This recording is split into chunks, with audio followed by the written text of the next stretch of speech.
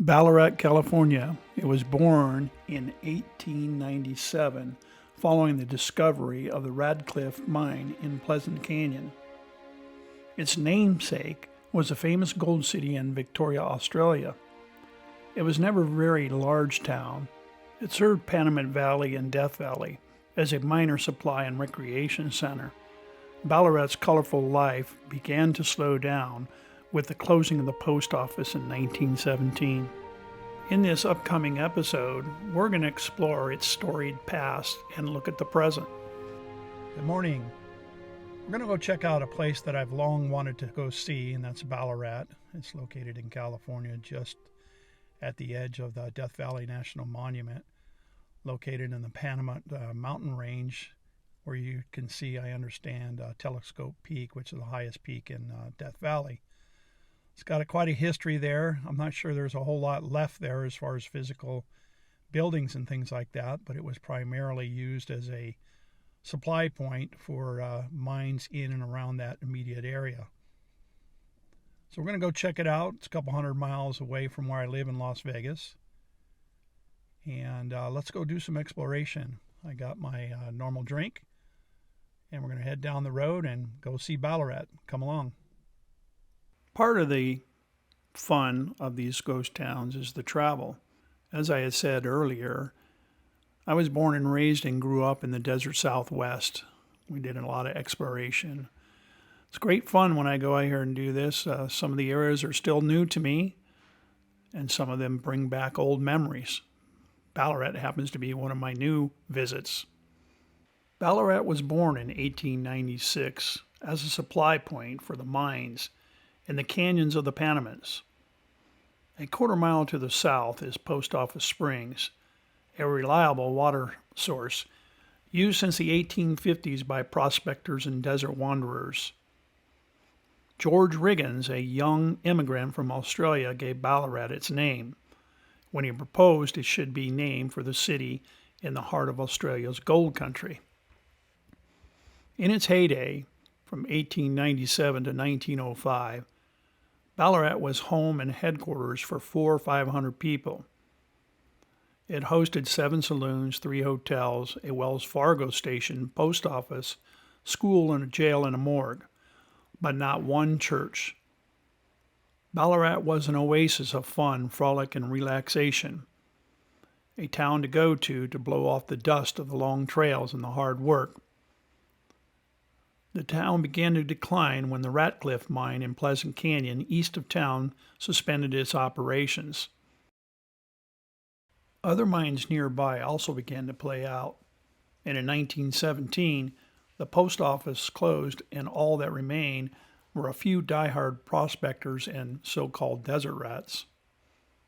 The excitement was over, and there was little reason for Ballarat to continue as a town. It withered but would not die. Some notable names in Death Valley history made the mud houses of Ballarat their home, including Frank Shorty Harris. Shorty was a desert character, happy-go-lucky, open and always friendly. He'd give a friend the shirt off his back, but he'd never work in a mine. His job was to find gold, not dig it out, and find that he did. His love affair with the old joyful whiskey and his casual attitude about money cost him not one but several fortunes. His most famous sale was the original bullfrog strike in Rhyolite near Beatty, Nevada. That sale wasn't the first nor the last time Shorty would find a fortune and then give it away. But the loss never seemed to bother him. To him, it was the search, the life in the desert he loved. The view from his shanty in Ballarat kept him there. It is spectacular, and no amount of gold could replace it. Looking across the Panamint Valley to the Argus Range is a restful sight, he says. Shorty lived in Ballarat off and on until his death in 1934. He was one of a handful of miners and prospectors who hung on there, but the town faded after his death. There was another character that lived in Ballarat for a long, long time. His name was Charles Furze. He is also known as Seldom Seen Slim. Slim was a prospector who spent 50-plus years living and working his claims in the deserted town of Ballarat. He was an uncommon man who found his peace and solitude in the desert. He was a prospector who was always seeking the pot of gold at the end of the rainbow. Material wealth was not important to him. He just needed enough money to maintain the meager lifestyle of a desert prospector. Slim only needed enough to buy food, tobacco for his pipe, water, gas for his car, and a few clothing items. Slim arrived in Ballarat between 1914 and 1917. He moved there before the town became deserted. When the last mine was closed and the post office closed in 1917, everyone who lived in Ballarat moved away except for Slim. Ballarat became a ghost town, and Slim was the only resident for many years. Slim liked Ballarat. It was his home. His mining claims were there, and he didn't mind being alone at all. At one point or another, he had lived in just about every abandoned building in Ballarat. He said a fire had come through the town one year and burned down some of the buildings, one of which he had been living in. He then roughed it for a while and eventually got himself a trailer to live in. In reply to the common question of whether he got lonely living here in the desert, his response was, "Me? Lonely? Hell no, I'm half coyote and half wild burro." That's also what's on his headstone. Slim was a regular celebrity in some of the local desert periodical magazines. His infamous sayings and singular lifestyle fascinated readers. Slim was one of the poster boys for all desert rats and old-time prospectors. He represented the freedom and adventure to those who read about him. He captured the attention of everyone who crossed paths with him. Slim was a simple man who lived a simple life. He never struck it rich or did anything specific to make himself famous. He just lived his life the way he wanted to. It was this act that brought him minor fame and notoriety. Slim passed away in August of 1968. He died of cancer in a hospital in nearby Toronto, about 60 miles away from Ballarat. He was 86 years old. Seldom seen Slim gained some notoriety over the years. And as a result, at high noon on August 18 of 1968, in the long-abandoned adobe ruins of the general store, about 350 people, fellow desert rats and gold prospectors, mostly gathered to hear the minister talk about the fellow they had known as a pretty peculiar guy. His final resting place was sometimes known as Boot Hill in the Ballarat Cemetery.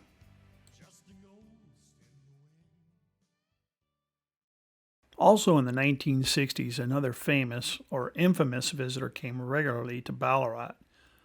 Charles Manson and his family of killers stayed at nearby Barker Ranch south of town. An older lady, Mrs. Barker, rented her ranch to the Manson family, who she believed was a group of musicians who needed space to practice. Manson's followers conducted raids in Death Valley, stealing dune buggies, vandalizing national park property. It was these relatively petty crimes, not the murders in L.A., that led to the Manson family's arrest. When a joint force of the Inyocounty Sheriff Department, California Highway Patrol, and National Park Service raided the ranch on October 10 and October 12 of 1969, and they dragged the crazed man out from under the bathroom vanity. They thought they were nabbing a group of local troublemakers. It soon became clear that the Manson family was much more than that. This concludes my short history of Ballarat. Let's go check out the rest of it and see what's out there today. You know, I've been coming to the desert for many, many years. My dad used to take us all the time, had a lot of great memories. Grew up in Southern California, and the Mojave Desert was a big part of our exploration area.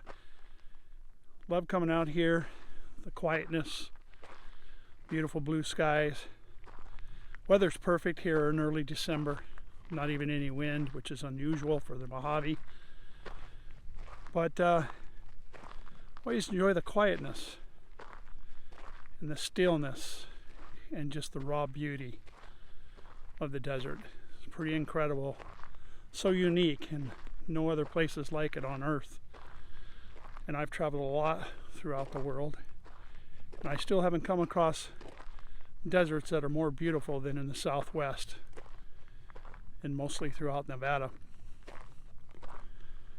I enjoy this kind of stuff. It's great to get out, walk around, do some exploring of ghost towns, which is one of my favorite pastimes.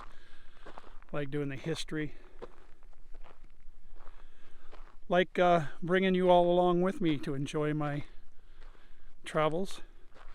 I love the history, such as this is Ballarat in California. The background in there is the Panamint Range, which is in the Death Valley National Park. So I hope you guys like these videos, and hope you get something out of them, not only history, but get to see the beauty and get a little part of why I enjoy the desert so much. Those mountains up behind me, behind Ballarat, had several mines up in there, and Ballarat was created as a supply depot and a place to party for the miners to come up out of the hills after their long hard works. There's not much here left anymore, but this place has been abandoned since about 1917. I think there's a few, one or two full-time residences that hang out here. But that's what happens when the place deteriorates, when there's no maintenance and no people. From what I read, this town got its peak population about 500 people. Many bars, saloons, red district or red light district. Not sure exactly what this building was used for, but this is a photo of Seldom Seems Slim, and compare that to what it looks like today.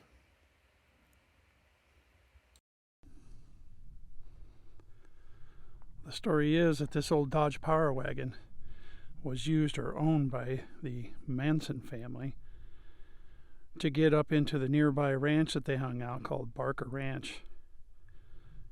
Not sure what year this is. It's an old Dodge Power Wagon.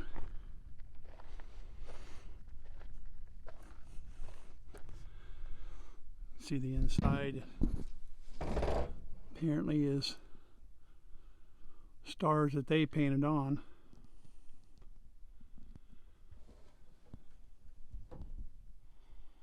The stars as shown up on the headliner is said to be those that the family used to use as their signature.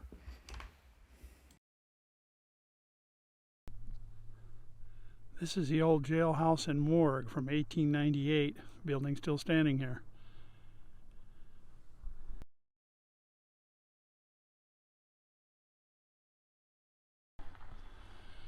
This is inside the old morgue and the jailhouse. You can hear the old wood floors creaking. Bed frame.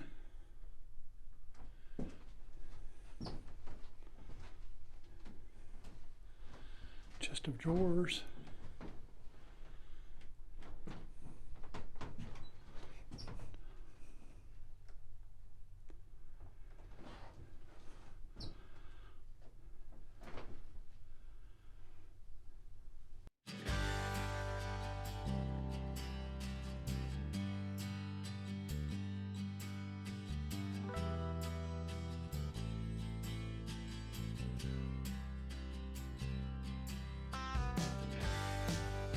This is a photo of the existing general store. It's still there today.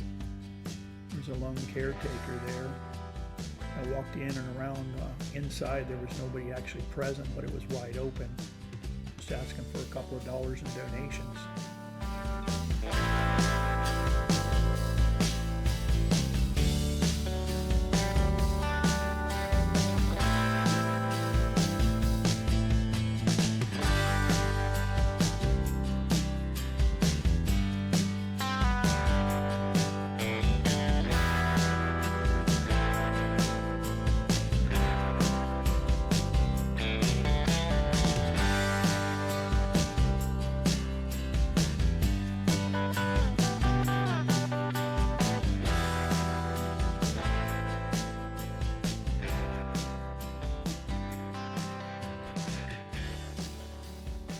Here's kind of a cool comparison of an historical photo compared to what it looks like today. I took this photo and made it black and white just so you can see the same contrast along the main street.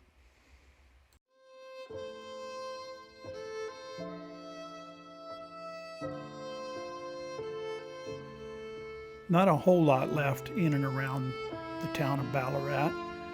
You can see some of the old ruins. Not very many, but there was a lot of equipment probably had been gathered from in and around the mines nearby.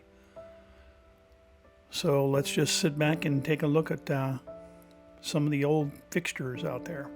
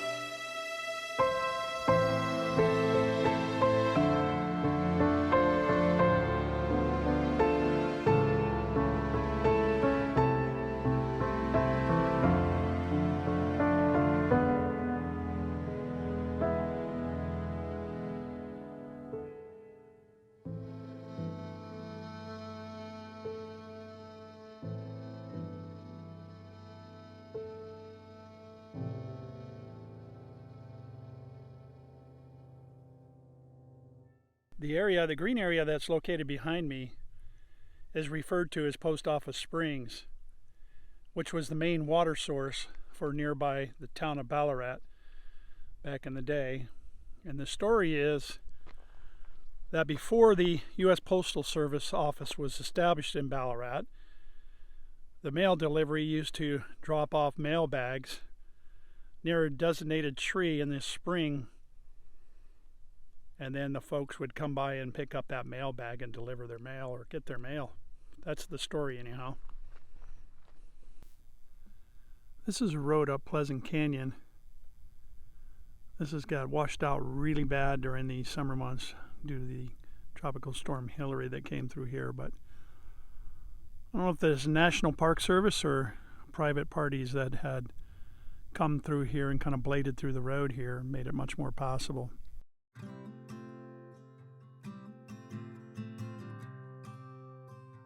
Looking down into the Panamint Valley.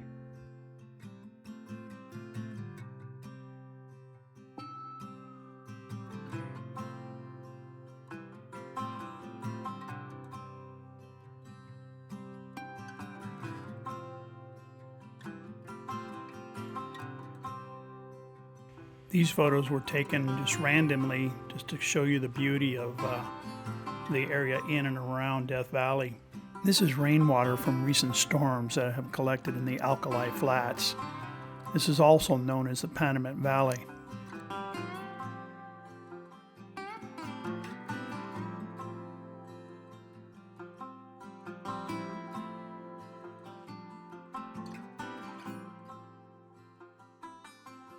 Ballarat, California. Quite the storied past, right? A lot of characters hung out there. A town that became in the 1890s and never fully died out, and it's already had some kind of a comeback, including currently, as I understand, there's at least 1 or 2 people that live there full time. It's a beautiful area in and around that. Several mines nearby, which I ultimately will do in the future and cover those, and create some videos of those mines as well, up the Pleasant Canyon in particular. But I'm glad you got to come along with me. I hope you enjoyed this video. Thanks for watching. And hopefully you can get out there if you're so inspired to do so and do some exploration on your own.